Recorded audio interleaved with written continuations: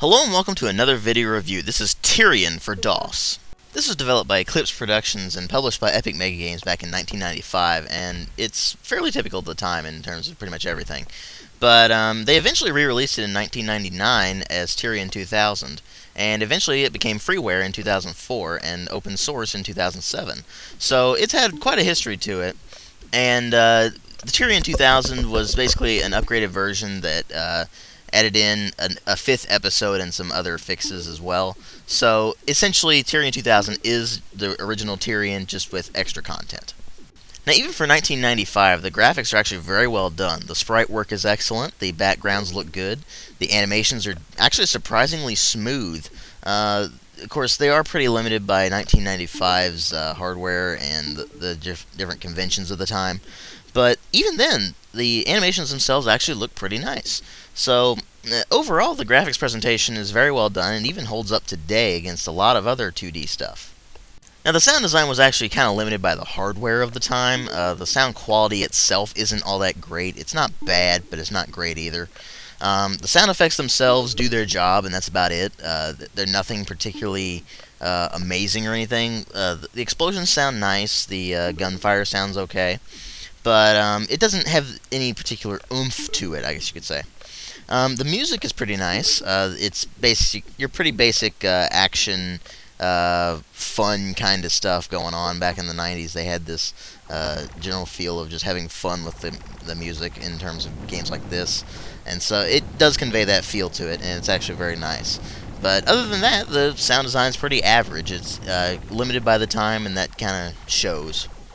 Now, gameplay is actually fairly standard. You doing the typical top-down shooter thing. You fly around, you blow stuff up, you get points for doing it. And that's pretty much what you do the entire game. You just fly around and blow stuff up, get to the end of the stage, have a boss fight.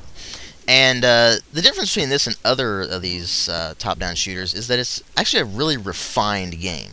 You didn't really see top-down shooters this refined for quite a while until the stuff like Ikaruga, which is ridiculously refined. But anyway. Your basic gameplay consists of just flying around, blowing stuff up, and you get points for doing that, and you can spend these points on ship upgrades.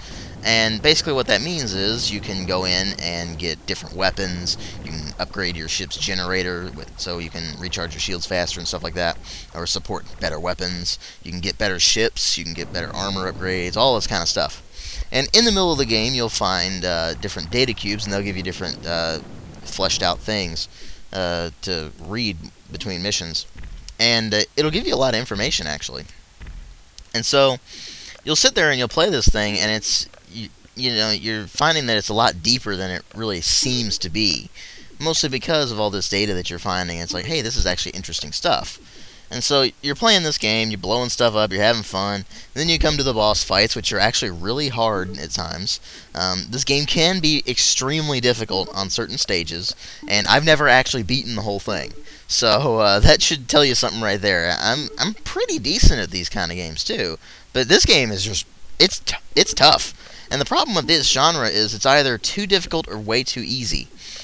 You don't really have a lot that are in between. Now, this one leans closer to the too difficult side, but it's still manageable.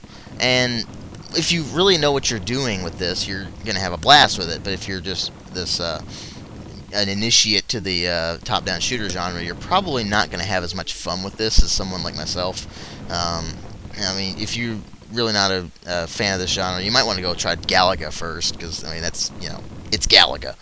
But, in general, this is just a really refined top-down shooter, and it's worth playing, especially for fans of the genre. And if you haven't played it yet, it is freeware. I will put a link in the video description box if you're interested, and it will be to the GOG version, which is Tyrian 2000, which has that extra episode in it, as well as other stuff. Like there's a bunch of mini-games in this, actually, and one of them is exclusive to Tyrian 2000. It's Time Battle Mode. And so I will put that in the video description box, and if you want to, you can check it out.